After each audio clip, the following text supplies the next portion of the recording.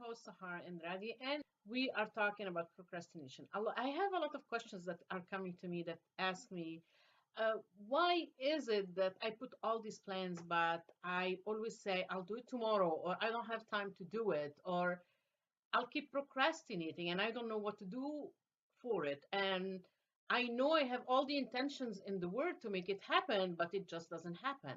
So what can I do? And I found out that actually this is something that I went through myself when I was starting. So my first question is, have you ever thought to start your business, but you never did, and it was just a wishful thinking and it never happened? Do you work, do you keep working the same miserable job or stay in a miserable relationship just because you know what to expect, what not to expect, but you never take the next step? Or have you ever been excited about new projects? Yay, I'm going to do something new, just to let it fall on the side? Or have you just had these great ideas that will just be nothing tomorrow? Or have you felt really overwhelmed to start a task and you become so anxious that you put it on the back burner? If you want to be creative and achieve your goals and your dreams, you need to be at your best physically, mentally, psychologically, and even emotionally. So let's start with what with procrastination and what it means. What it means simply, it's delaying a task or a project that you need to do today that should be a priority, but you keep putting it on the back burner. You sweep it under the rug thinking that it's going to go away. And I have news for you, it doesn't go away. And actually, whatever you sweep under the rug, it becomes worse later on to deal with, and it becomes a big deal to deal with. So if we need the time, for example, to brainstorm, procrastinating a little bit is not bad as long as it doesn't become a style of life. Whatever the reason is behind procrastination, we need to recognize it. Naming everything we go through, negative or positive, is the light that basically eliminate our path so we would know what we do, what we don't do. Procrastination in itself acts against our own self-interest, though it doesn't feel that way. It can actually be a defense mechanism that can keep us in our comfort zone, in status quo, where we don't have to adventure out of that line, so we don't run the risk of being ridiculed or being embarrassed or losing something that we actually have, and that's why we stay in the comfort zone. Miracles happen only outside of the comfort zone. Procrastination is actually making the choice to avoid doing something even though we know it will hurt us on the long run. Procrastination is not intentionally delaying going through something, and it's not really only a time management problem. And it's not about having a to-do list, because we can have the best to-do list, if we don't execute it, it will never happen. And please don't fool yourself by saying that you leave things to the last minute because you work better under stress. I used to say that, but I knew deep inside it's not true. And I know that you know that it's not true. All what you're doing is you are just increasing your stress levels where it's not healthy, it's not a good way or behavior for you. You're always stressed, and sometimes due to the shortness that you of time that you put yourself at the last minute, you don't accomplish or you don't deliver whatever really you wanted to deliver. Procrastination is just a coping mechanism that has short-term results of feeling good, but it leads to a disaster on the long run. So why do we procrastinate? I always look at the root of the problem rather than the symptoms. Procrastination is a symptom of something deep-rooted, and that root is the fear. It's a fear to control our emotions, mainly that make us overwhelmed or anxious or stressed. So we avoid all these feelings altogether so we can improve our mood. We either do not want to acknowledge these fears or are oblivious to them. We don't even know they exist. Solve the problem through the same way we created it. So we need to look at solutions. Fear is the silent killer of all of our dreams and goals if we let it thrive and if we let it take control of our life. When fear takes hold of us, the fear centers in the brain put the brake on motivation and creation and creativity and innovation. What happens is that when we are under stress, the brain sends messages to curb all our actions. So it sabotages our success by leading us to procrastination. So no action is taken. And the fear circuits are activated and they act as the brakes on a car. So whenever you have your foot on the brakes of a car, the car does not advance. That's the same thing with us. When fear takes hold of our brain or the fear centers become activated, we cannot move forward. Fear comes in many, many forms and shapes. It masquerades into different format. One of them is procrastination. So we do procrastinate because we are intimidated by a project or a task, or we feel tired. So instead of doing what we need to do, we just postpone it to another day. Entrepreneurs and startup play it safe. So they play it as a precaution. And I remember when I started my business, for the first 9 months, all what I have done is convincing myself that I need to have better stationery. I need to have better vision statement. I need to have better mission statement. Or maybe my business card are not the proper way. Oh, I don't like the logo. I have to reinvent the colors of my brand. And all this was just procrastination. It was deep rooted in fear because I didn't want to start the business subconsciously because I didn't want to fail. I didn't want to embarrass myself. I didn't want to disappoint my husband that has been supporting me. I didn't want to even disappoint myself. So it was a precautionary tale that I was procrastinating. Or we convince ourselves that we don't have time to do this now and we'll do it tomorrow. And we both know it's just an excuse. Or we feel overwhelmed by the task and that we can do in one setting. Or it's either we think it's not important for now, or because it needs my undivided attention, I need to create that space and that environment and the time where I cannot be disturbed. And obviously, that time never comes. Or we are too tired, or too stressed, or too angry to do it now. Or we don't know where to begin. Or we simply doubt our skills and our resources that we think we need or we perceive we need. And the emphasis here is on perceive because it's not necessarily the truth. We don't have clear deadlines. And like I said before, fear of failure, of success, negative thoughts take over and undermine our self-confidence and self-esteem. So inside of us, we feel like maybe we're not good enough to finish it. Or we suffer from poor organizational skills, or the big one is that we look for perfection. I have news for you. There is nothing called perfection. Perfection is a form of procrastination, and procrastination, as we have been talking about, is rooted in fear. We can thrive to be excellent, but perfection, there is nothing in the world actually called perfection, and we need to really believe in that. So there are 7 cures to overcome procrastination. The first one is to face our challenge and name the fear. I'm very big on naming what we're feeling. So I guess you can guess. I guess you can guess, right? What is the first cure? It's acknowledging that we do have an issue that we need to address and not sweep it under the carpet. Since fear is the root of procrastination, we need to understand and identify not only what we're trying to do, but what is holding us back. We need to look at fear in the eye like that and ask ourselves, what do we actually fear that will happen? What is the worst case scenario? And work against the stream. Backpedal, meaning like reverse engineer it. Look what scares you, what might happen, and have solutions for it. Look where the fear is coming from. Are you scared to fail, or to be ridiculed, or embarrassed, or humiliated? Do you feel that you are losing something in the process? So we need to name that fear, and we know that there are at least 50 types of fears.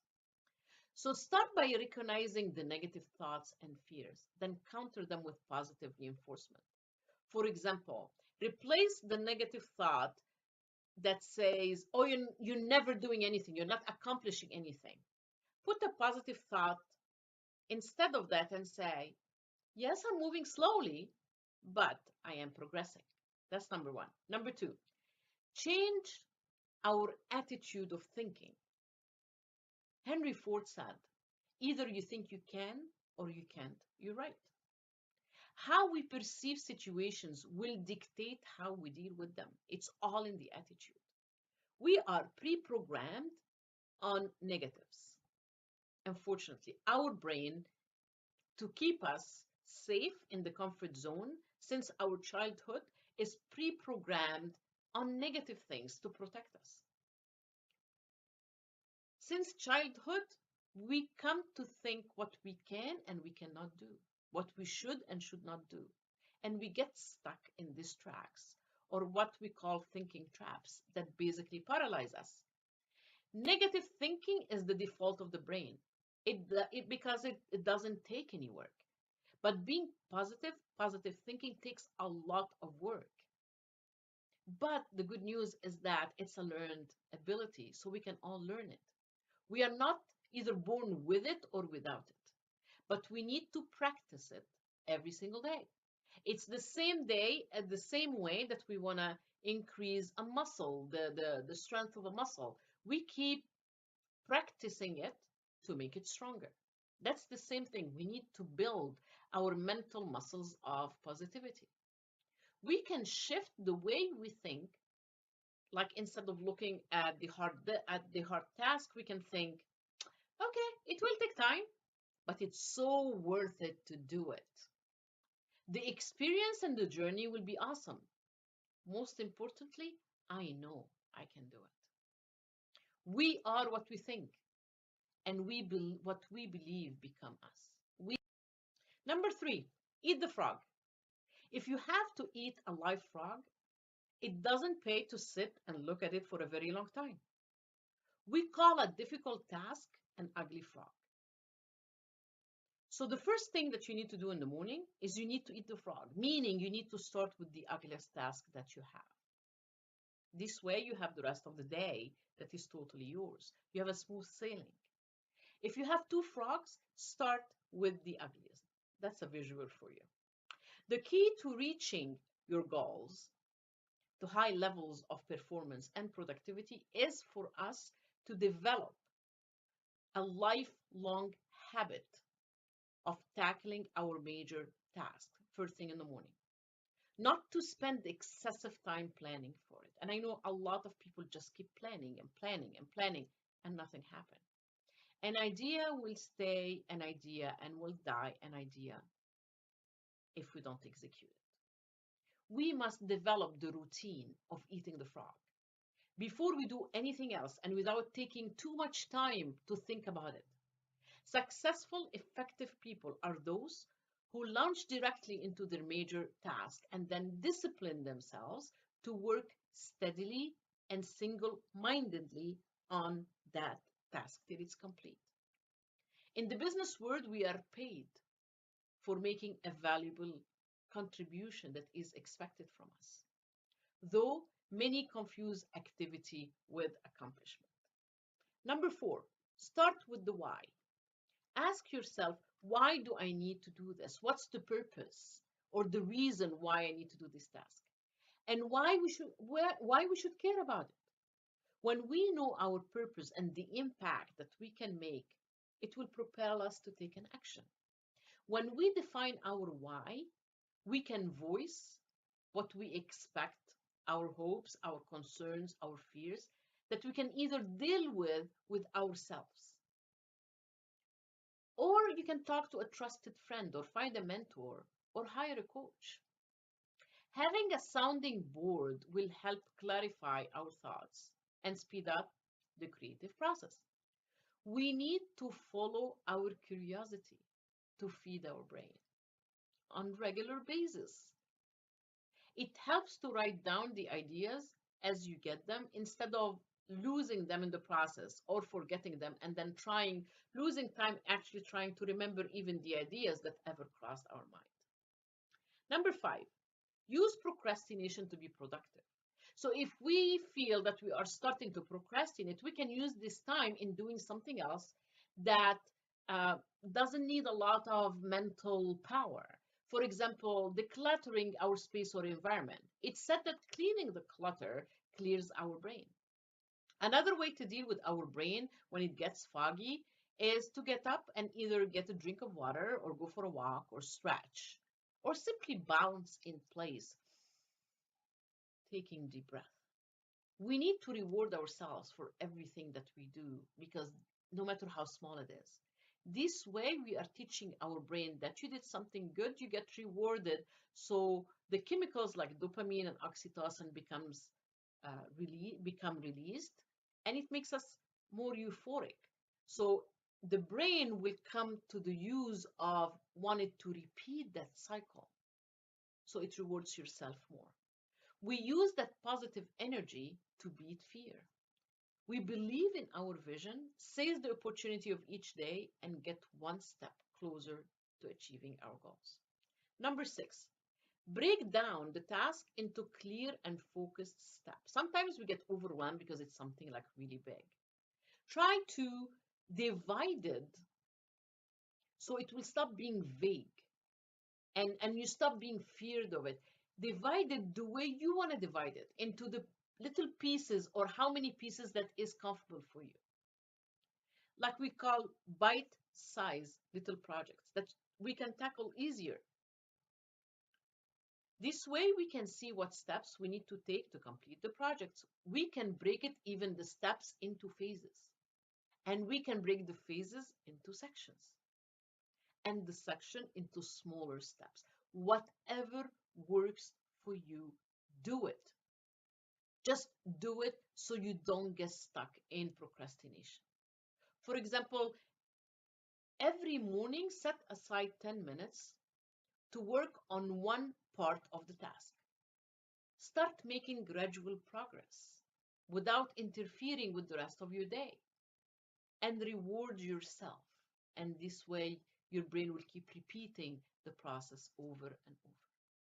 The seventh tool or solution for your procrastination is start with the end in mind, like the great Stephen Covey had said. So instead of looking at just the journey, I want you to look at the destination as well, or both of them. Actually, both of them are as important as each other. Try to think how would it feel when you achieve that task instead of putting it off. Use the power of visualization, like close your eyes and try to visualize how you're gonna feel, how you're gonna um, think, how you're gonna even smell it, touch it. How is it gonna feel? How the future will look to you? And that visualization will give you the motivation to move forward. We need to remind ourselves of how the future looks, either using images or inspirational quotes, whatever will work for you. We procrastinate when we feel bored. So we need to remind ourselves how the future looks and how it fits in our ambitions. When we start with the end in mind, the long-term benefit of doing our work can overpower the short-term pleasure of distraction. My question to you is that next time procrastination will creep up on you, what will you do? Remember, we all have a genius inside of us. We all have a light inside of us. Get that light out. Light other people's path. Help other people. But you need to help yourself first. You need to put yourself on the right path so you can extend the helping hand to the person right before you. Get all your energy out. Stop procrastinating. Move forward.